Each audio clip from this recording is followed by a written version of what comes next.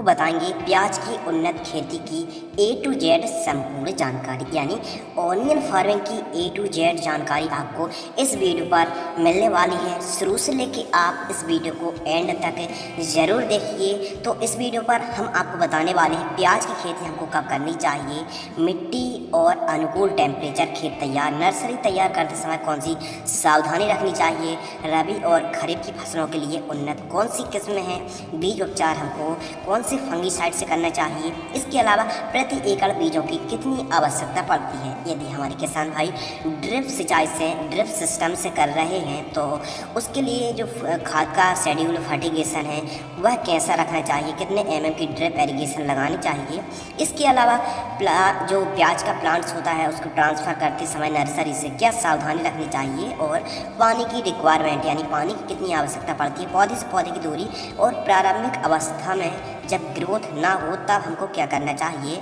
Onion plant drenching, देखिए plant drenching तो ज़रूर नहीं होता है ऑनियंस पर, यदि आप ड्रिप पर कर रहे हैं तो आप ड्रेंचिंग भी कर सकते हैं, और तो उसकी भी जानकारी इसी वीडियो पर आपको मिलने वाली है। इसके अलावा सबसे इम्पोर्टेंट आवश्यक महत्वपूर्ण खाद का सीरीज शेड्यूल बताने वाले हैं, और प्याज की फसल में लगने वाले फंगस और जो समस्या आती है फंगस की उसका समाधान, उपाय और निवारण। इसके अलावा जो प्याज की फसल में लगने वाले सभी प्रकार की कीट स्टेप बाय स्टेप बात बताएंगे आपको कि प्याज की फसल में कितने प्रकार के कीट लगते हैं, उनकी उस समस्या का समाधान कंट्रोल करने के लिए ऑर्गेनिक और रासायनिक दोनों तरीके बताने वाले हैं। इसके अलावा बात करेंगे ग्रोथ, बढ़वार, उपज के लिए महत्वपूर्ण आवश्यक अनिवार्य टॉनिक और कंद का आकार बढ़ाने के लिए प्लांट ग्रोथ रेगुलेटर का हमको कब और कौन से प्लांट ग्रोथ रेगुलेटर का छिड़काव करना चाहिए। इसके अलावा बात करेंगे कंद की चमक को, शाइनुमा जो चमक होती है स्पेशल, उसको बढ़ाने के लिए हमको कौन सा काम करना चाहिए। इसके अलावा खरपतवार नियंत्रण कंट्रोल करने के लिए दो तरीके बताएंगे, एक रासायनिक, एक ऑर्गेनिक और एक मजदूरों की सहायता से। इसके अलावा डंपिंग ऑफ सबसे बड़ी समस्या होती है, जैसे हम प्लांटेशन करते हैं नर्सरी पर भी हमको प्लांट सूखने लगते हैं तो उसका उपाय क्या है, और फसलों का पूरा जीवन चक्र यानी प्याज की फसल का पूरा जीवन चक्र क्या है, एक एकड़ पर हमको कितना उत्पादन मिलता है, और फसलों का जो मार्केटिंग है प्याज का उसकी हार्वेस्टिंग, सावधानी, सुरक्षा और देखभाल। सबसे अच्छी बात यह है कि जो हमारे किसान भाई हैं बोल रहे थे कुछ किसान भाई कि आप रासायनिक दवाइयों की बस जानकारी देते हैं, तो इस वीडियो पर आपको मैं बता दूं कि इस वीडियो पर आपको प्याज की उन्नत खेती की A to Z संपूर्ण जानकारी तो मिलेगी, प्लस आपको जो दवाइयों का, खादों का, दवाइयों का, टॉनिक का, फर्टिलाइजर्स का, और जो टॉनिक होती हैं, जो खाद होती हैं लगभग सभी प्रकार की, उनकी ऑर्गेनिक भी मैं आपको तरीका बताऊँगा और रासायनिक तरीका भी बताऊँगा। यानी कहने का मतलब ये सरल शब्दों में कि प्याज की जो खेती की उन्नत जानकारी जो आज आपको मिलने वाली है A to Z मिलेगी, और जो दवाएं, खाद, बीज होती हैं दोनों तरीके से मिलेंगी। यानी आप प्याज की ऑर्गेनिक खेती भी कर सकते हैं और रासायनिक खेती भी कर सकते हैं। तो जाहिर सी बात है किसान भाइयों, वीडियो बहुत ही लंबी होने वाली है, लेकिन इसमें जो नॉलेज है काफ़ी यूजफुल है, काफ़ी आपके लिए नॉलेजेबल है। तो बस इस वीडियो को आप एंड तक जरूर देखें, भले आप इस वीडियो को लाइक करें या ना करें, क्योंकि इसमें जो जानकारी है आपके लिए बहुत ही महत्वपूर्ण, बहुत ही आवश्यक जानकारी है। तो चलिए हम अपनी वीडियो को स्टार्ट करते हैं। किसान भाइयों सबसे पहले बात करते हैं खेती कब करें, यानी उन्नत समय। प्याज की खेती आप दो मौसम पर कर सकते हैं, एक तो रबी के मौसम पर और एक खरीफ के मौसम पर। खरीफ की यदि आप उन्नत खेती का उन्नत समय है, नर्सरी आप 15 जून से लेकर 15 जुलाई के बीच आप नर्सरी तैयार कर लीजिए। खेत में रोपाई की बात है तो 40 से 45 दिन पर ही आपकी नर्सरी तैयार हो जाती है, यानी आप अगस्त, सितंबर और अक्टूबर के प्रारंभिक सप्ताह पर आप रोपाई कर सकते हैं। खरीफ की फसल के उन्नत टाइम यह बहुत ही बढ़िया है। इसके अलावा रबी की खेती यदि आप करना चाहते हैं तो आप नर्सरी को नवंबर, दिसंबर महीनों पर आप नर्सरी तैयार करें, और खेत पर रोपाई आप जनवरी और फरवरी के प्रारंभिक सप्ताह पर आप खेत पर रोपाई कर सकते हैं। लीजिए आपको उन्नत टाइम पता चल गया। अब बात करते हैं मिट्टी और अनुकूल उन्नत टेम्परेचर। मिट्टी और टेम्परेचर, देखिए मिट्टी की अगर बात की जाए तो आप प्याज की खेती पीली मिट्टी पर, दोमट मिट्टी पर, उत्तम जल निकास वाली मिट्टी पर आप प्याज की खेती कर सकते हैं। ध्यान रखना है अधिक अम्लीय और अधिक क्षारीय मिट्टी नहीं होनी चाहिए। प्याज की खेती के लिए जो जलवायु है न अधिक ठंडी हो न अधिक गर्मी हो, अच्छे कंद बनने के लिए, लेकिन आपको ध्यान देना है अच्छे कंद बनने के लिए आपको जो मीडियम और अधिक टेम्परेचर की होने की बहुत ही ज़रूरत पड़ती है। जब हमारे कंद बन रहे हो प्याज के तो उस समय जो टेम्परेचर मेन टेम्परेचर रहता है वो रहता है 30 डिग्री सेल्सियस से लेके 35 डिग्री सेल्सियस तक का टेम्परेचर बहुत ही बढ़िया माना गया है। तब जाके हमारा जो कंद प्याज का बहुत ही अच्छे तरीके से ग्रोइंग हो पाता है। अब बात करते हैं खेत तैयार। हमारे किसान भाई तरह तरह से अलग अलग प्रकार से खेत तैयार करते हैं, लेकिन खेत तैयार करने के लिए सबसे पहले आप प्लाव कल्टीवेटर चलवाकर मिट्टी को ठीक तरीके से पलटवा लीजिए। इसके अलावा खेत में जो चारों तरफ पार होती है, मेड़ होती है, जिसे भी आप जो भी कहते हैं पार मेड़, तो उसके चारों ओर मतलब कि खरपतवार नहीं रहना चाहिए, यानी अच्छे तरीके से साफ सुथरा खेत हो। फिर आप अंतिम जुताई में क्या करें, 2 से 3 बोरी आप 3 बोरी सिंगल सुपर फास्फेट लीजिए, एसएसपी 3 बोरी।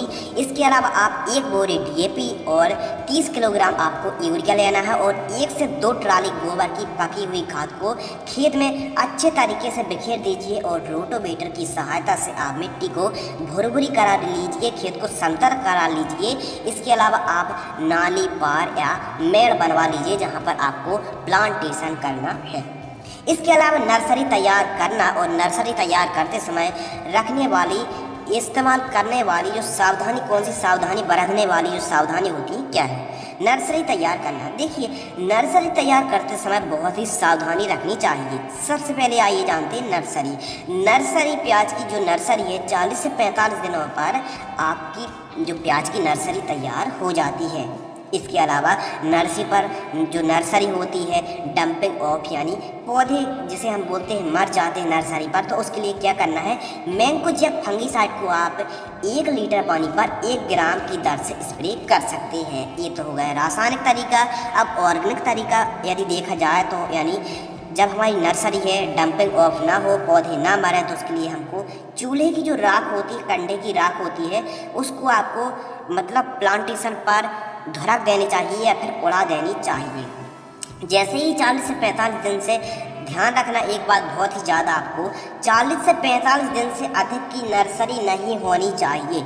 कई किसान भाई आलसी कर देते हैं, यानी 50-60 दिन की नर्सरी हो जाती है तब ट्रांसप्लांट करते हैं, तो जो हमारा पौधा है अच्छे तरीके से ग्रोइंग नहीं होता है। मैक्सिमम आपका 45 दिन से कम ही का हो तब आपको ट्रांसप्लांट कर देनी चाहिए। और ध्यान रखना है जो 40 से 45 दिन तक हमारी जो नर्सरी होती ग्रोइंग नहीं होती, उसके लिए हमको क्या करना है, जैसे कि हमारी नर्सरी हमने लगा रखी है, जैसे 10x10 में लगा रखी है, तो उसका ग्रोथ के लिए जैसे 15 से 18 दिन की हमारी नर्सरी होती है तो 250 ग्राम हमको यूरिया लेना है और बिखेर देना है, मतलब खेत में छिड़क देना है और फिर हमको पानी चला देना है 250 ग्राम यूरिया यानी नाइट्रोजन को, और बढ़िया तरीके से आपकी जो नर्सरी है हाई होगी, ग्रोइंग होगी। आइए जानते हैं उन्नत किस्मों के बारे में, यानी इम्प्रूव वैरायटी। तो रबी की बुआई हेतु आप जो मुख्य हाइब्रिड की वैरायटी हैं Pusa red, Pusa Ratnar, Agrifound Rose. इसके अलावा खरीफ की बुआई हेतु उन्नत हाइब्रिड की जो बढ़िया वैरायटी है Agrifound dark red, N53 hybrid जैसी वैरायटी को आपको चयन करना चाहिए। इसके अलावा आपके एरिया में, आपके वातावरण, आपके इन्वायरमेंट के हिसाब से, आपकी मिट्टी के हिसाब से जो आपके एरिया में उन्नत हाइब्रिड की वैरायटी हो आप उसी का ही चयन करना चाहिए। इसके अलावा बात करते हैं बीज उपचार यानी सीड्स ट्रीटमेंट। प्याज की जो आप बुआई करते हैं उससे पहले नर्सरी तैयार करते हैं तो आप बीजों को उपचार जरूर करें। रासायनिक तरीके से भी कर सकते हैं और ऑर्गेनिक तरीके से भी आप बीजों को उपचार कर सकते हैं। रासायनिक से यदि आप बीजों को यानी सीड्स ट्रीटमेंट कर रहे हैं तो मैंकोजेब यानी व्यापारिक नाम बीटावैक्स पावर आता है, उससे आप बीजों को उपचार कर सकते हैं। इसके अलावा यदि आप ऑर्गेनिक तरफ जाना चाहते हैं तो ट्राइकोडर्मा फंगीसाइड आती है, उससे भी आप बीजों को उपचार कर सकते हैं।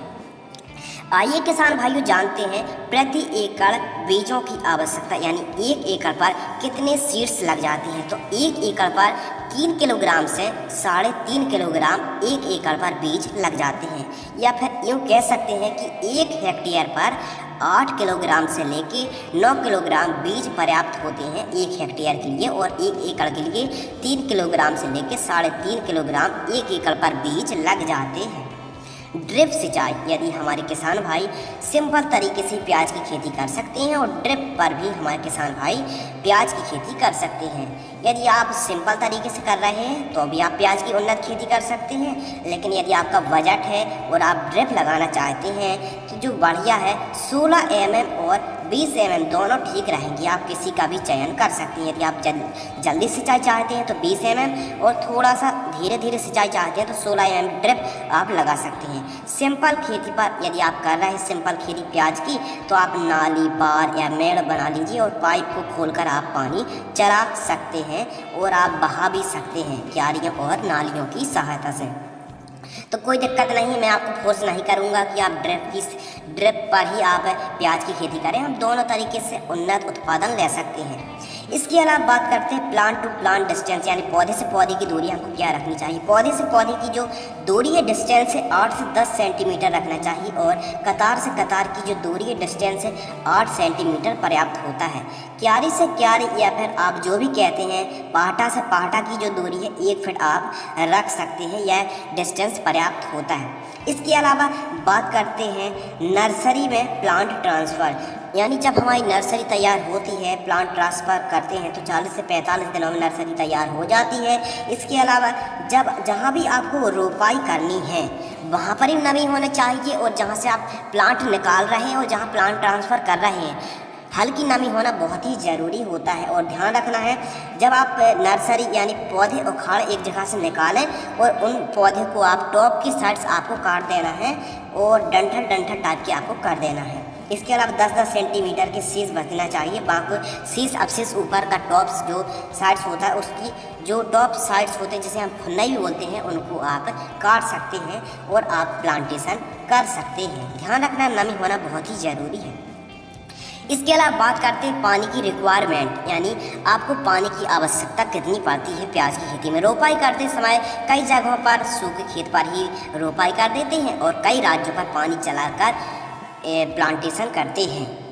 तो जो रोपाई और प्लांटेशन की प्रोसेस है, तो मैं कहता हूँ आप जब प्लांटेशन रोपाई करें तो बिल्कुल हल्की नमी होनी चाहिए, और रोपाई के तुरंत बाद आप पानी चला दीजिए, और रोपाई के 7 से 8वें दिन की अंतराल पर, यानी 7-7 8-8 दिन के अंतराल पर आपको पानी चलाते रहना चाहिए। कृपया ध्यान रखना चाहिए जो प्याज की खेती में पानी की बहुत ही ज़रूरत पड़ती है, यानी मतलब देख रेख की ज़रूरत पड़ती है, ना कि अधिक पानी की। इसके अलावा अधिक पानी भी ना चलाएं और हल्की नमी होना बहुत ही ज़रूरी होता है। बीच बीच में हल्की दरारें टूटने लगें तब थोड़ा खेत में यानी थोड़ा सूखा कर खेत में पानी चलाएंगे तो बढ़िया आपको रिजल्ट मिलेंगे। अधिक समय का अंतराल भी गैप नहीं करना चाहिए, और पानी की सिंचाई को ठीक तरीके से काफ़ी देख रेख के बाद काफ़ी मतलब सही मात्रा पर ही आवश्यकता अनुसार ही हमको पानी अपनी प्याज की फसल पर चलाना चाहिए या देना चाहिए। यह वीडियो लंबी हो सकती है, लेकिन स्टेप टू स्टेप जानकारी कवर कर रहे हैं, और आने वाले जो कुछ मिनटों बाद आपको और भी एडवांस जानकारी मिलेगी, यानी कीट लगने वाले कीट, यानी रबी की फसल और खरीफ की फसल। यह वीडियो देखकर आप आसानी से कर सकते हैं। कहने का मतलब A to Z step by step आपको जानकारी मिलने वाली। बस इस वीडियो को आप एंड तक जरूर देखना। इसके अलावा बात करते हैं प्रारंभिक अवस्था में ग्रोथ, यानी जैसे हमारी फसल 10 से 12 दिन की होती है तो हम चाहते हैं कि हमारी जो प्याज की फसल है थोड़ी सी जल्दी से रूट उसकी पकड़ ले और ग्रोइंग होने लगे। तो उसके लिए 2 उपाय हैं, एक तो ऑर्गेनिक और एक रासायनिक। सबसे पहले ऑर्गेनिक की ओर जाते हैं तो स्प्रे में आपको बायोवीटा लिक्विड को 1 लीटर पानी पर 1 से 2 ml स्प्रे कर सकते हैं जब आपकी फसल 10 से 12 दिन की। इससे ग्रोथ अच्छा होगा और आपकी फसल 10 से 12 दिन की हो। बायोवीटा लिक्विड को आप स्प्रे कर सकते हैं। यदि आप रासायनिक की ओर जाना चाहते हैं ग्रोइंग के लिए तो नागार्जुन का A-टॉनिक आती है, उसको 1 लीटर पानी पर आप 2 ml की दर से अपने खेत पर स्प्रे कर दीजिए, कोई दिक्कत नहीं है। इसके अलावा बात करते हैं ऑनियन प्लांट ड्रेंचिंग, यानी प्याज की फसल पर ड्रेंचिंग।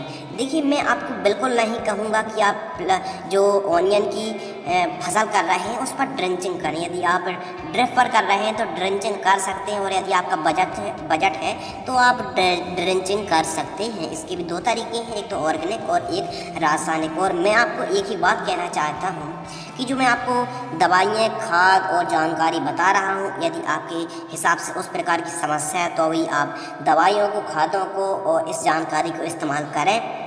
और आप एक बात ज़रूर याद रखें कि कम से कम कॉस्ट पर ज़्यादा से ज़्यादा प्रोडक्शन लेने की कोशिश करें।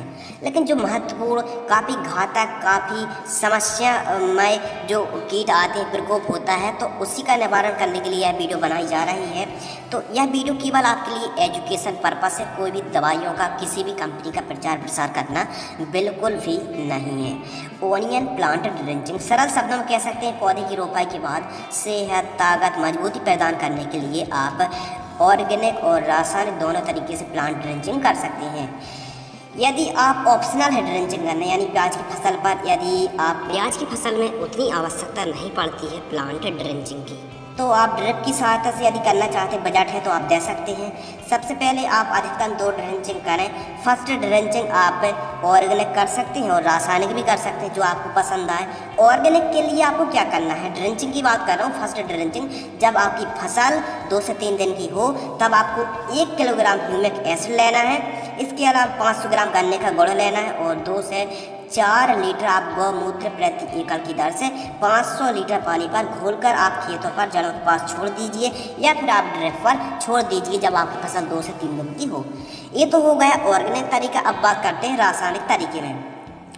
रासायनिक जो तरीका है, 1 किलोग्राम आप NPK 19-19-19 घुलनशील खाद, वाटर सॉल्युबल फर्टिलाइजर्स लेना है और 300 ग्राम आप मैंकोजेब को घोलकर ड्रिप पर आप दे सकते हैं, और सिंपल तरीके से भी आप जड़ों के पास पिला सकते हैं।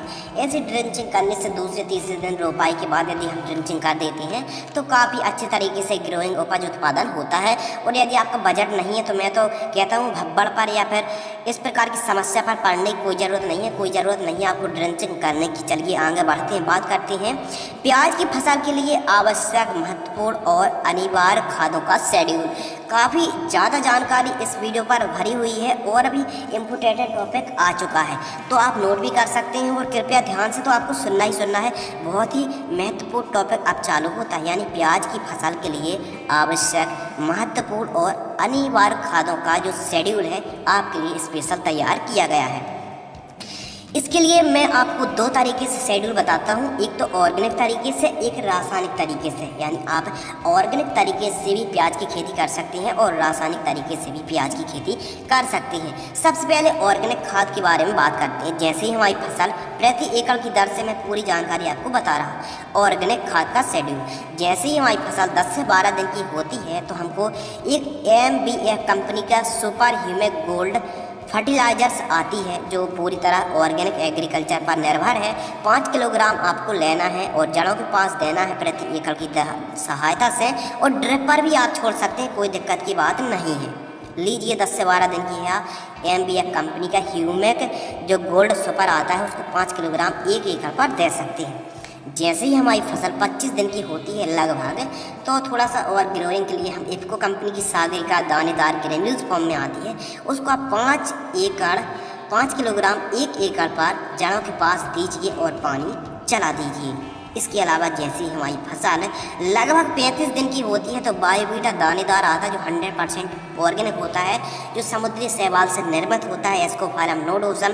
तो बायोवीटा दानेदार को आप 10 किलोग्राम 1 एकड़ पर, जैसे ही हमारी फसल 35 दिन की होती है तो हमको दे देना है। जैसे ही हमारी फसल 40 दिन की होती है, 45 दिन की होती है, तो हमको जैव बैक्टीरिया, माइक्रोराइजा जैव बैक्टीरिया को दे सकते हैं। ये सब ऑर्गेनिक है। 4 किलोग्राम आप K-मैक्स सुपर को लीजिए और आप 1 एकड़ पर दे दीजिए और पानी चला दीजिए। K-मैक्स सुपर को आप ड्रिप की सहायता से, ड्रिप सिंचाई से भी आप दे सकते हैं। इसके अलावा एजोटोबैक्टर जो कि नाइट्रोजन की कमी को दूर करता है, जैसे कि मार्केटिंग नाम इफेक्ट ग्रोथ आता है। एजोटोबैक्टर 50 से 60 दिन की जब हमारी फसल होती है तो हम 3 किलोग्राम आप दे सकते हैं 1 एकड़ पर एजोटोबैक्टर। ये तो हो गया ऑर्गेनिक तरीका, यदि आप ऑर्गेनिक खेती कर रहे हैं तो कर सकते हैं। अब बात करते हैं रासायनिक खादों का शेड्यूल, यानी मैं 2 शेड्यूल बता रहा हूँ, एक ऑर्गेनिक और एक रासायनिक। ऑर्गेनिक मैंने आपको बता दिया। अब बात करता हूँ रासायनिक खाद जो होती हैं उनका दवाओं का पूरा शेड्यूल, यानी फर्टिगेशन शेड्यूल्स। नंबर 1, जैसे ही हमारी फसल प्याज की 10 से 12 दिन की होती है, 5 किलोग्राम आप यूरिया लीजिए और 1 किलोग्राम आप NPK 19-19-19 घुलनशील खाद लीजिए और जड़ों के पास आप दीजिए और पानी चला दीजिए। ड्रिप में कर रहे हैं तो आप ड्रिप में छोड़ दीजिए, और सिंपल तरीके से कर रहे हैं तो आप जड़ों के पास थोड़ा थोड़ा थोड़ा पूरे खेत पर बिखेर दीजिए और पानी चला दीजिए। फिर देखिए ग्रोइंग। जैसे ही हमारी फसल प्याज की फसल 20 दिन की होती है, 2 किलोग्राम हमको NPK घुलनशील खाद 1261 लेनी है। उसके अलावा 1 किलोग्राम ह्यूमिक एसिड लेना है, प्रति एकड़ जड़ों के पास देना है और पानी चला देना। हमारे किसान भाई बोलेंगे कि जो आप खाद बता रहे हैं हम तो ड्रिप में खेती कर ही नहीं रहे हैं, तो इस खाद को कैसे दे सकते हैं? क्या आप जानते हैं गेहूं पर आप यूरिया किस प्रकार देते हैं? यानी हाथ से तसला की सहायता से हाथ से छिड़कते हैं। ठीक उसी प्रकार आपको जड़ों के पास थोड़ा थोड़ा थोड़ा थोड़ा इस खाद को देना है और पानी चला देना है। ड्रिप पर कर रहा है तो ड्रिप पर छोड़ दीजिए, और सिंपल कर रहा है तो जड़ों के पास छोड़िए और पानी चला दीजिए। ढलमा बहा हुआ जैसा भी आप पाइप खोलकर पानी चलाते हैं उस पद्धति से आप पानी चला सकते हैं। देखिए यह वीडियो इसलिए लंबी हो जाएगी क्योंकि परिपूर्ण है, पूरी जानकारी है, ऑर्गेनिक रासायनिक दोनों को लेकर चल रहे हैं तो जानकारी लंबी होना स्वाभाविक बात है। बात करते हैं हमारी फसल प्याज की जैसे 30 दिन की होती है तो आपको 3 किलोग्राम 17-44-00 NPK घुलनशील खाद देना है, 2 किलोग्राम हमको सल्फर युक्त खाद लेना है, प्रति एकड़ जड़ों के पास देना है और पानी चला देना है। इसके अलावा जैसे हमारी प्याज की फसल 40 से 45 दिन की होती है, 4 किलोग्राम हमको 052-34 NPK घुलनशील खाद लेना है, 200 ग्राम हमको थायरम फंगिसाइड लेना है और 2 किलोग्राम हमको जिंक युक्त खाद लेना है। जड़ों को पास छोड़ देना है, बढ़िया उपज उत्पादन होगा। इसके अलावा बात करते हैं जैसे ही हमारी फसल 55 से 60 दिन की प्याज की फसल होती है तो हमको क्या करना है? इफको कंपनी की सागरिका दानेदार आती 10 किलोग्राम लेना है, 25 किलोग्राम आपको यूरिया लेना है, 1 kg आपको बोरॉन 20% जो आती है 1 किलोग्राम लेना है, जड़ों के पास देना है और पानी चला देना है। नोट, यदि आप ड्रिप पर प्याज की खेती कर रहे हैं तो यही खाद आप ड्रिप पर भी दे सकते हैं। सिंपल खेती कर रहे हैं तो जड़ों के पास दे सकते हैं। इसलिए आप बाद में कमेंट ना करें कि ड्रिप पर कैसे दें और सिंपल तरीके से कैसे दें। इसके अलावा बात करते हैं दोनों जो घुलनशील ही खाद हैं, यानी ऑर्गेनिक भी और रासायनिक भी। इसके अलावा प्याज की फसल 70 से 80 दिन की होती है तो 4 किलोग्राम आपको 0050 NPK घुलनशील खाद, 25 किलोग्राम आपको SSP सिंगल सुपर फास्फेट और कैल्शियम नाइट्रेट युक्त खाद आपको 5 किलोग्राम लेना है और जड़ों के पास दे देना है और बढ़िया रिजल्ट आपको मिलेंगे। अंतिम खाद और सुन लीजिए, यारामिला फर्टिलाइजर से यदि आप देना चाहते हैं तो इसके भी रिजल्ट हमारे किसान भाइयों द्वारा काफ़ी पॉजिटिव रिजल्ट आए हैं। तो यारामिला जो फर्टिलाइजर्स आती है यह भी काफ़ी अच्छी अंतिम खाद पर दे सकते हैं 10 किलोग्राम 1 एकड़ पर।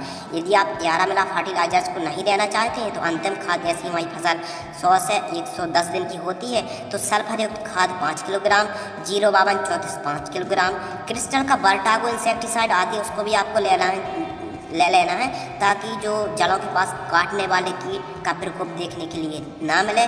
बर्टागो आपको 2 किलोग्राम, बायोबीटा दानेदार 10 किलोग्राम आपको लेना है और आप अंतिम पानी पर या फिर अंतिम खाद आप दे देना है, या फिर अंतिम खाद जब आपकी फसल 100 या 110 दिन की होती है तब आप दे दीजिए, पानी चला दीजिए। लीजिए, आपकी जो खाद का शेड्यूल है कंप्लीट हो गया है।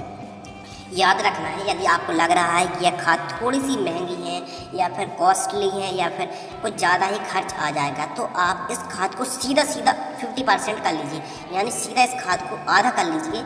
लेकिन जो आपको जानकारी लग रही है एक साथ में बता रहा हूँ, इसीलिए आपको यह खाद ज़्यादा लग सकती है लेकिन कोई ज़्यादा नहीं है। किसान भाई अब बात करते हैं हमारी प्याज की फसल में कितने प्रकार के फंगस आते हैं, कब आते हैं और उनका रोकने का उपाय तरीका ऑर्गेनिक और रासायनिक क्या है। तो आपको बस इस वीडियो को आप एंड तक ज़रूर देखना और बेल आइकन को प्रेस कर लेना ताकि आपको ऐसी और भी इंटरेस्टिंग वीडियो आने वाली है। प्याज की फसल में जैसे एंथ्रेक्नोसिस, पिंक रूट रॉट, इसके अलावा पाउडरी मिल्ड्यू, डाउनी मिल्ड्यू, वैगनी धब्बा जिसे हम पर्पल ब्लॉच कहते हैं, इसके अलावा ब्लाइट जैसे लीफ ब्लास्ट, लीफ ब्लाइट, आर्द्र गलन, इसके अलावा झुलसा रोग, भूरा विगलन रोग और जीवाणु मृदु विगलन के साथ साथ पत्तियां ऊपर से पीली पड़कर झुकने लगती हैं और काफ़ी नुकसान होता है। तो यह गिने चुने फंगस आते हैं लेकिन काफ़ी ज़्यादा नुकसान पहुंचाते हैं। आपने देखा होगा पर्पल ब्लॉच यानी बैंगनी धब्बा, आप इस इमेज पर देख सकते हैं। यह पर्पल ब्लॉच ज़्यादा जो अटैक देखने के लिए मिलता है वो होता है लीफ पर, पत्तों पर, डंठलों पर और डंठलों के साथ साथ तना पर भी यह ग्रस्त हो जाता है। स्पेशल पत्तों पर काफ़ी ज़्यादा अटैक देखने के लिए मिलता है पर्पल ब्लॉच का, बैंगनी धब्बा का। तो इसको कंट्रोल करने का उपाय क्या है?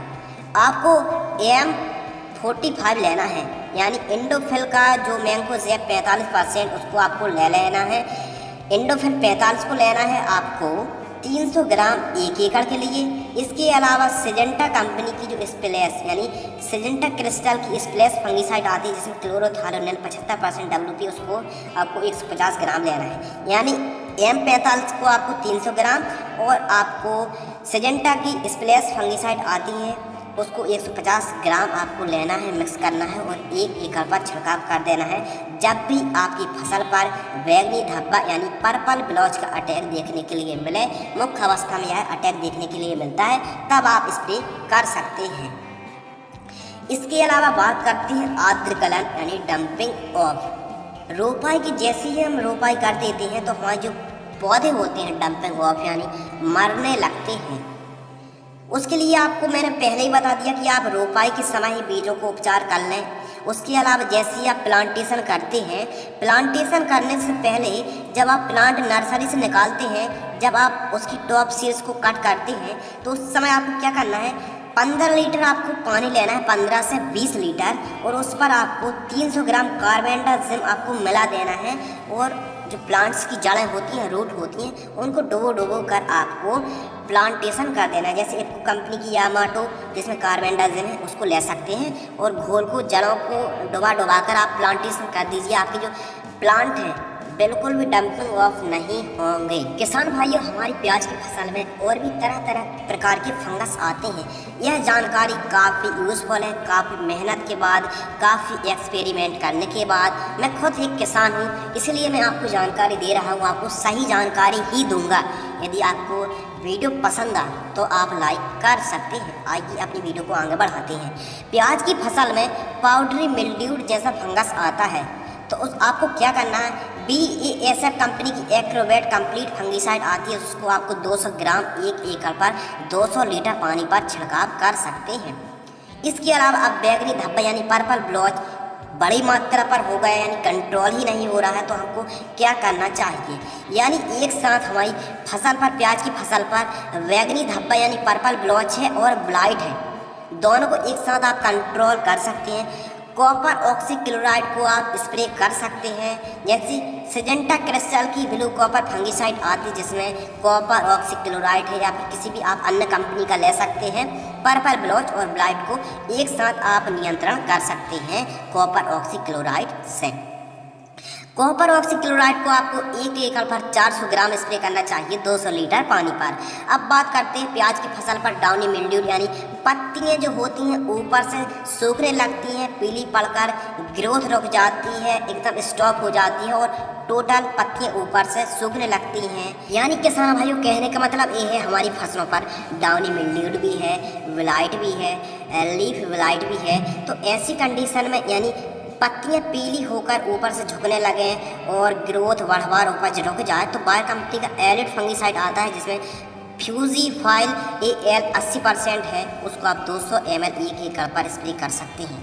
इसके अलावा केवल और केवल आपकी फसल पर विलाइट है, पत्तियां ऊपर से पीली पड़ के झुक रही हैं, तो स्पेशल आपके लिए मैं बता रहा हूँ। यानी मतलब सब फंगिसाइड स्प्रे करने के बाद भी आपको रिजल्ट नहीं मिल रहे हैं, पत्तियां पीली पड़ना बंद नहीं हो रही हैं और मतलब ग्रोथ बढ़वार भी, उपज भी, ग्रीननेस नहीं है, तो आपको क्या करना है, यानी लीफ ब्लाइट भी है, लेड ब्लाइट भी है, ऊपर से पत्ती पीली पड़ के सूख रही हैं, तो BASF कंपनी एक्रोवेट फंगिसाइड आती है, उसको आपको क्या करना है 200 ग्राम लेना है।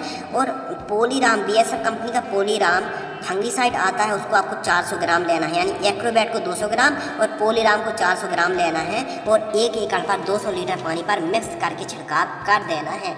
और किसान भाइयों, एक बात आप बिल्कुल भी याद कर लीजिए, यदि आप प्याज की खेती कर रहे हैं और फंगस ना आए, जैसे ब्लाइट स्पेशल झुलसा रोग ना आए, झुलसा रोग काफ़ी नुकसान पहुंचाता है, इसलिए मैं आपको स्पेशल मैंने सोचा आपको बता दिया जाए, यानी झुलसा ही ना आए। जैसे आपकी फसल 15 से 20 दिन की होती है, आप हमेशा ही 15-15 दिन के अंतराल पर मैंकोजेब फंगीसाइड को स्प्रे करते रहिए। बहुत ही पॉजिटिव और अच्छे रिजल्ट मिलेंगे, कभी झुलसा रोग नहीं आएगा। इसके अलावा बात करते हैं ग्रे रस्ट स्पेशल, जो हमारी फसल होती है प्याज की, रस्ट भी जैसी समस्या आती है, तो प्रोपिकोनोजोल 25% EC को 200 ml आप 1 एकड़ पर स्प्रे कर सकते हैं। 100 से 200 ml आप स्प्रे कर सकते हैं। यदि आपकी फसल कम दिन की है तो आप प्रोपिकोनोजोल को 100 ml की दर से ही स्प्रे आप कर सकते हैं।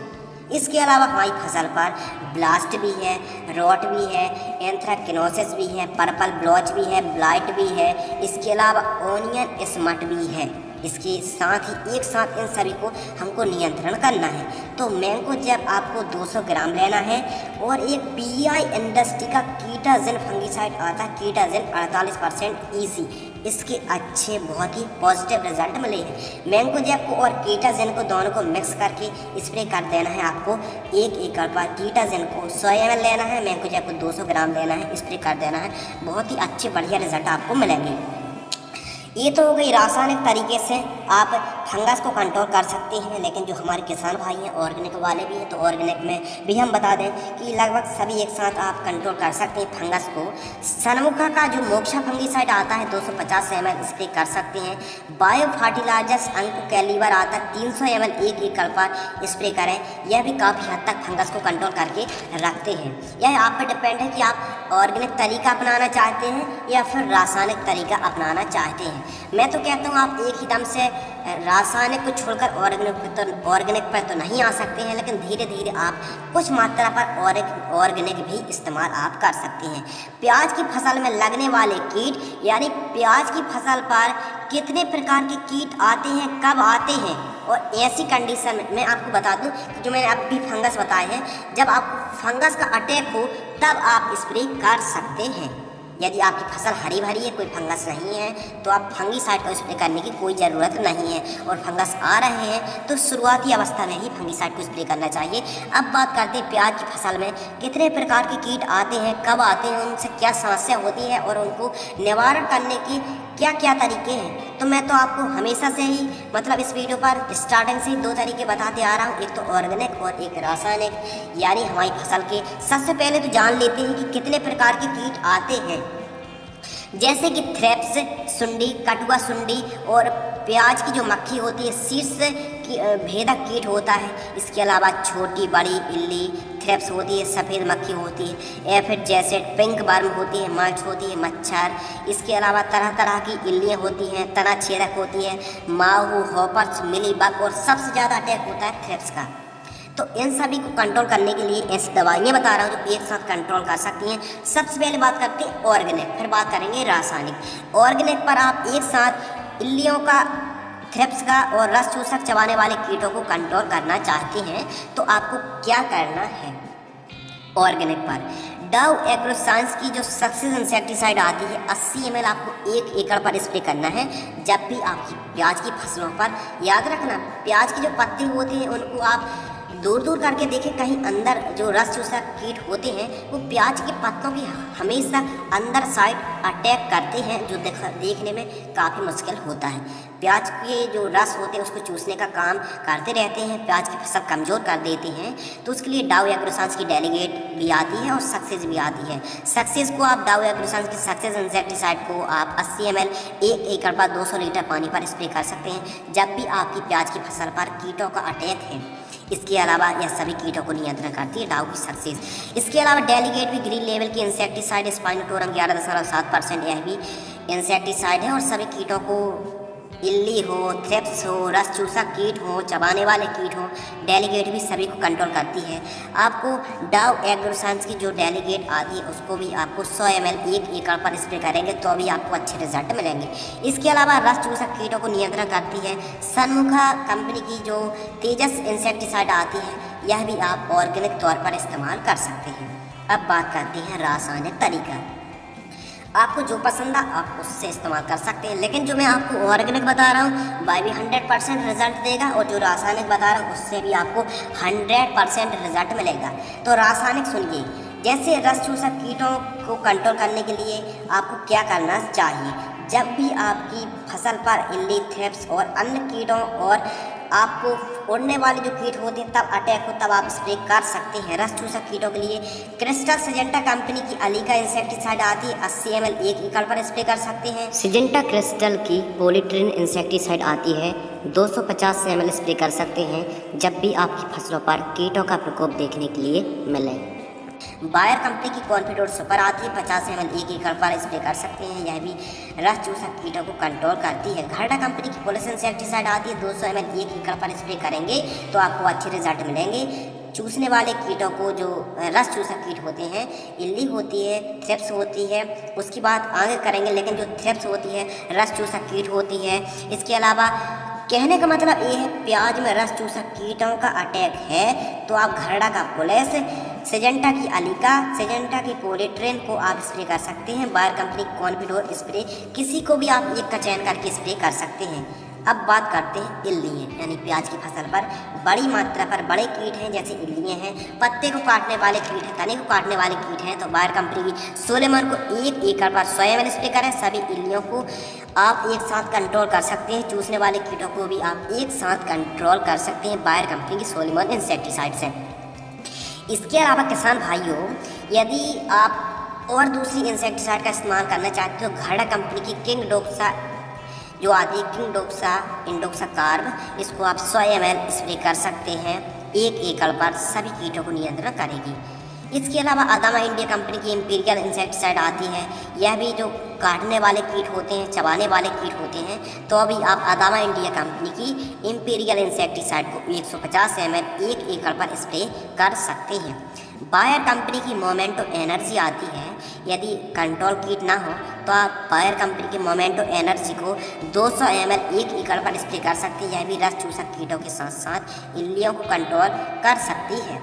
इसके लिए ग्रोथ, बढ़वार, उपज और उत्पादन के लिए हम आपको केवल और केवल 2 टॉनिक बता रहे हैं, एक ऑर्गेनिक और एक रासायनिक। जो मैं आपको जानकारी बता रहा हूँ इसको और भी डिटेल, अब दवाइयाँ जो मैं आपको बता रहा हूँ इसकी आप चाहते हैं कि थोड़ा और विस्तार से जानकारी मिले, उसका टेक्निकल, उसका प्राइस, तो लिंक डिस्क्रिप्शन में मिल जाएगी आपको A to Z संपूर्ण जानकारी, वहाँ पर ही मिलने वाली है, आप जा कर देख सकते हैं। लेकिन एक वीडियो पर टेक्निकल्स नाम के साथ साथ उसका प्राइस, रिजल्ट कवर करना काफ़ी वीडियो लंबी हो जाएगी, तो मैं सोच रहा हूँ आपको दवाइयों के नाम और आपको डोज बताते जा रहा हूँ और काम करने का तरीका।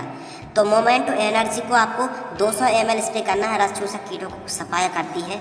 इसके लिए ग्रोथ, बढ़वार, उपज के लिए आपको फसल जब 40 दिन की हो तो PI इंडस्ट्री की बायोबीटा आती है, उसको आपको 1 एकड़ पर 200 ml स्प्रे करना चाहिए ऑर्गेनिक के लिए। और रासायनिक के लिए आप 1 एकड़ पर आपको जो पोषक सुपर आती है, 65 दिन की आपकी फसल हो कृषि रासायनिक की पोषक सुपर को आप 1 एकड़ पर 200 से 300 ml स्प्रे कर सकते हैं। अब बात आती है सबसे ज़्यादा इम्पोर्टेंट, सबसे ज़्यादा महत्वपूर्ण, कंद का आकार बढ़ाने के लिए। किसान भाइयों के इतने ज़्यादा कमेंट आ रहे थे इस टॉपिक पर, तो इसको ध्यान से सुनिएगा।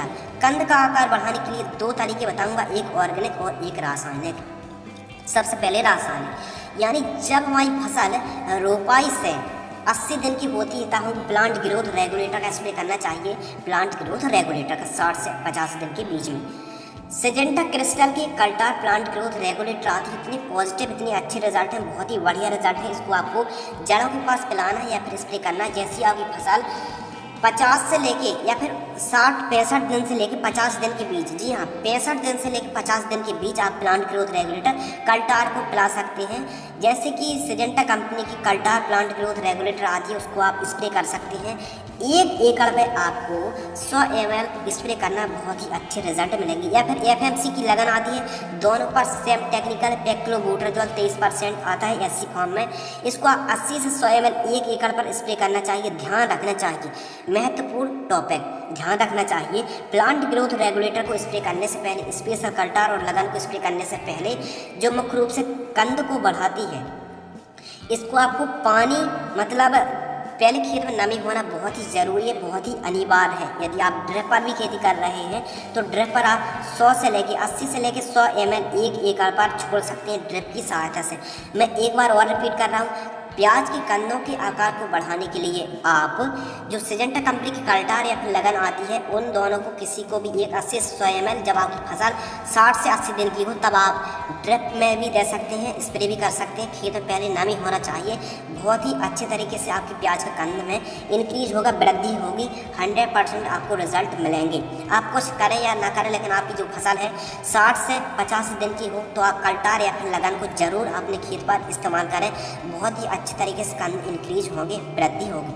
ऑर्गेनिक में यदि जाया जाए तो कंद का आकार बढ़ाने के लिए आप बायोवीटा दानेदार आती है 10 किलोग्राम आपको अपनी फसलों पर, जब आपकी फसल लगभग 80 दिन की हो तो बायोवीटा दानेदार को आप 1 एकड़ पर 10 किलोग्राम छोड़ सकते हैं। या फिर आप जैव बैक्टीरिया भी छोड़ सकते हैं, जैसे कि एचपीएम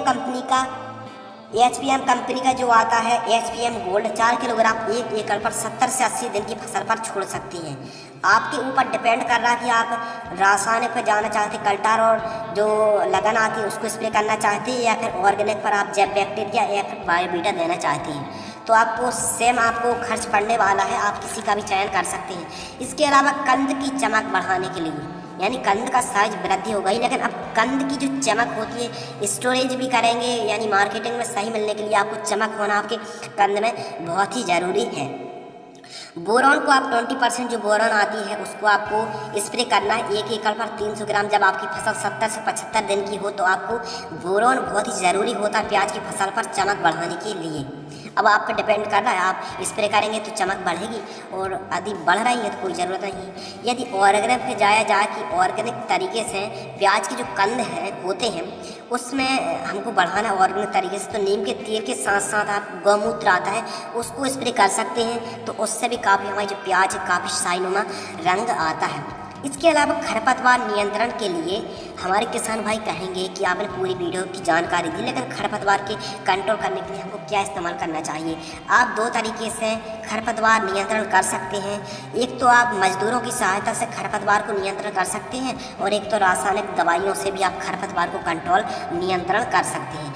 आपका जिस हिसाब से बजट हो आप उस हिसाब से इस्तेमाल कर सकते हैं। मैं आपको फोर्स नहीं कहूँगा कि आप रासायनिक इस्तेमाल करें या फिर मजदूरों की सहायता से इस्तेमाल करें। यदि आप मजदूरों की सहायता से, तो लेबर से भी आप खरपतवार को खेत से बाहर निकलवा दीजिए। इसके अलावा यदि आप 40 दिन की जैसी आपकी प्याज की फसल होती है तो आप 2 बार सेकंड टाइम मजदूरों की सहायता से खेत को मतलब मिट्टी को पलटवा दीजिए। खुरपी या कुल्पा की सहायता से आप मिट्टी को ठीक तरीके से पलटवा लीजिए। इसके अलावा रासायनिक में यदि देखा जाए खरपतवार नाशक हार्बिसाइड, तो अदामा इंडिया कंपनी का डेकल आता है, यह एक खरपतवार नाशक होता है डेकल।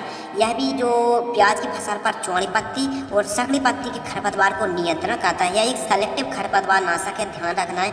अदामा इंडिया कंपनी का डेकल खरपतवार नाशक को स्प्रे करने से पहले खेत में पानी पहले जरूर चला लें।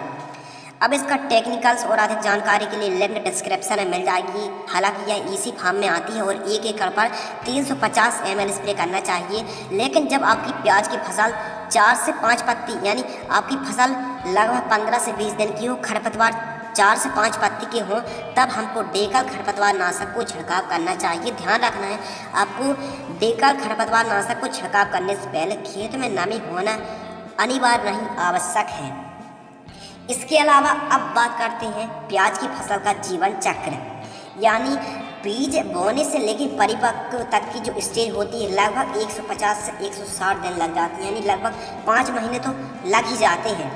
और यदि मार्केटिंग और हार्वेस्टिंग की अगर बात की जाए तो स्टोरेज की बहुत जल्द वीडियो आ सकती है, यानी प्याज का स्टोरेज किस प्रकार किया जाता है। लेकिन आपको बता दें कि हार्वेस्टिंग जैसे आपको करनी है तो आप जैसी आपकी फसल पीली पत्ती पड़कर झुकने लगे और एंड मतलब जब अंतिम चरण चल रहे हो प्याज की फसल फसल के यानी पीले पत्ते पड़ने लगते हैं, सूखने लगते हैं, तो आपको क्या करना है, आपको जैसे पीले पत्ते सूखने लगे तो आपको मतलब हार्वेस्टिंग चालू कर देनी है। और प्याज को जहाँ से आप उखाड़ रहे हैं वहीं पर खेत पर ही 12 से 15 दिनों तक खेत में ही प्याज को पड़ी रहने दें, जिससे ठीक तरीके से सूख जाए। यह किस लिए? या इसलिए क्योंकि जब हमारी प्याज खेत में ही पड़ी रहेगी, अच्छी तरीके से घाम लग जाएगा, तो स्टोरेज जब हम करेंगे तो हमारी फसल में काली मस्सी और भी अन्य जो भंडारण में डिजीज आते हैं वह नहीं आएंगे। तो ध्यान रखना है, जैसे आप प्याज उखाड़ें यानी आप 15 दिन पहले ही पानी चलाना बंद कर दें, प्याज पीली पड़ना और झुकने लगे तो आप प्याज को उखड़वा दीजिए और 10 से 12 दिनों तक, 12 से 15 दिनों तक खेत वहीं पड़े रहने दें, अच्छे तरीके से सूख जाए, तब आपको स्टोरेज करना चाहिए। अब बात करते हैं सावधानी, यानी जब हमारी प्याज लगभग 80 से 90 दिन की होती है तो कहीं कहीं फूल निकलना स्टार्ट हो जाती है, यानी फूल भी आते हैं गुच्छे। तो कंद का आकार ठीक तरीके से मजबूत हो या फिर फूल निकलते तो ठीक तरीके से निठोर या फिर अच्छे तरीके से परिपक्व नहीं हो पाता है हमारा कंद, तो उसके लिए हमको क्या करना है, मजदूरों की सहायता से, लेबर की सहायता से, जैसे हमारी फसल लगभग 80 से 90 दिन की होती है, पैरों की सहायता से पूरी प्याज को झुका देनी चाहिए। यानी पूरे सरल शब्दों कहा जाए तो पैरों की सहायता से 80 से 90 दिन की हमारी फसल होती है, पूरे खेत को कचरवा देना चाहिए या फिर लेबर की सहायता से, पैरों की सहायता से झुका देना चाहिए, जिससे क्या होता है, कंद ठीक तरीके से परिपक्व होता है, कंद का आकार में वृद्धि होती है और अनचाही वृद्धि भी कंट्रोल हो जाती है। इसके अलावा जब हमारी प्याज की फसल लगभग 60 से 70 दिन की हो और हमको लगे कि हमारी प्याज केवल ज़रूरत से जब ज़्यादा वृद्धि हो रही हो, तो हमको क्या करना चाहिए, हम प्लांट ग्रोथ रेगुलेटर का स्प्रे करना चाहिए। जैसे कि घरडा कंपनी का चमत्कार प्लांट ग्रोथ रेगुलेटर आता है, उसको आप स्प्रे कर सकते हैं 250 ml 1 एकड़ पर। यदि आपको लगे कि हमारी प्याज की फसल ज़रूरत से ज़्यादा हाइट हो रही है तो उस कंडीशन में हमको प्लांट ग्रोथ रेगुलेटर का स्प्रे करना चाहिए, घरडा कंपनी का चमत्कार टॉनिक को। मजदूरों की सहायता से 80 से 90 दिन की जब हमारी फसल हो तो पैरों की सहायता से पूरे खेत को जो मतलब प्लांट्स हैं उनको झुकवा देना चाहिए, ताकि अच्छे तरीके से परिपक्व होते हैं। इसके अलावा बात करते हैं प्रति एकड़ उत्पादन यानी प्रोडक्शन। तो 1 एकड़ पर 70, 80 और 90 से लेकर 100 क्विंटल प्रति एकड़ की दर से उत्पादन होता है। यदि आप और भी अच्छा फर्टिलाइजेशन करेंगे तो उत्पादन इससे भी बढ़ सकता है। यदि आप ठीक तरीके से देखभाल नहीं करेंगे तो उत्पादन कम भी हो सकता है। तो किसान भाइयों, आज की वीडियो में हमने आपको प्याज की उन्नत खेती की A to Z संपूर्ण जानकारी बताई। यह वीडियो इसलिए लंबी हुई क्योंकि इस वीडियो पर आपको A to Z knowledge, A to Z जानकारी कवर करने की कोशिश की गई। इस वीडियो पर हमने ऑर्गेनिक तरीका ही बताया, रासायनिक तरीके से भी आप दोनों तरीके से प्याज की, ऑनियन की फार्मिंग कर सकते हैं, A to Z जानकारी दी। यदि इतनी वीडियो देखने के बाद आपके मन में कोई सवाल है, सुझाव है, तो आप बेशक आप कमेंट सेक्शन में सवाल या सुझाव पूछ सकते हैं। हमारा चैनल आपके लिए हमेशा तत्पर है, तुरंत कमेंट का रिप्लाई करता है। और ऐसी भी और भी आने वाली 20-25 वीडियो आने वाली है जो अलग अलग खेती पर आपको वीडियो मिलने वाली है। बस यह सीरीज चालू है, बस इस वीडियो को आप लाइक कर दीजिए और अन्य किसान भाइयों के साथ वीडियो को शेयर जरूर कर दीजिए। और यदि आपको लगता है कि जो फर्टिलाइजेशन थोड़ा सा महंगा है तो इस फर्टिलाइजेशन को आप पूरा स्प्रे ना करके आप आधा ही मार्केट से खरीद के लाएं और आधा से ही आप काम चला लें। यदि आप बिल्कुल सिंपल तरीके से कर रहे हैं तो आप NPK और यूरिया से भी आप प्याज की खेती कर सकते हैं। और आप केवल ब्लाइट ऊपर से सूख रही पत्तियाँ पीली पड़ रही हैं तो आप कॉपर ऑक्सीक्लोराइड अकेले फंगिसाइड से ही कंट्रोल कर सकते हैं। और यदि आप ठीक तरीके से, उन्नत तरीके से प्याज की खेती कर सकते हैं या करना चाहते हैं तो यह प्रोसेस आपको करनी ही होगी।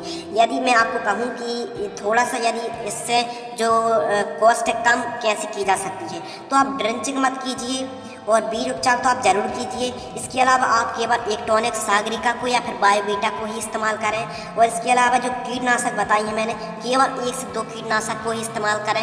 सब ब्रांडेड हैं और सबके रिजल्ट भी अच्छे हैं। इसके अलावा जो खाद है NPK तो आपको इस्तेमाल करना है 1919 052 34 0050। इनको आप हर 10 दिन में अंतराल पर ना दे के आप 20-20 दिन के अंतर पर भी देंगे तो आपकी फसल ग्रोइंग हो सकती है। तो आप जरूरी नहीं कि जो मैंने आपको जानकारी दी आप उस हिसाब से मॉडल में खेती करना चाहते हैं तो आप कर सकते हैं, लेकिन यदि आप कम लागत पर बजट यदि आपका कम है तो आप कम से कम कॉस्ट पर ही प्याज की उन्नत खेती लेने की कोशिश करें। आई होप यह जानकारी आपको जरूर पसंद आई होगी। वीडियो पसंद आ तो लाइक करें। मिलते हैं ऐसी और भी इंटरेस्टिंग टॉपिक के साथ, तब तक के लिए धन्यवाद।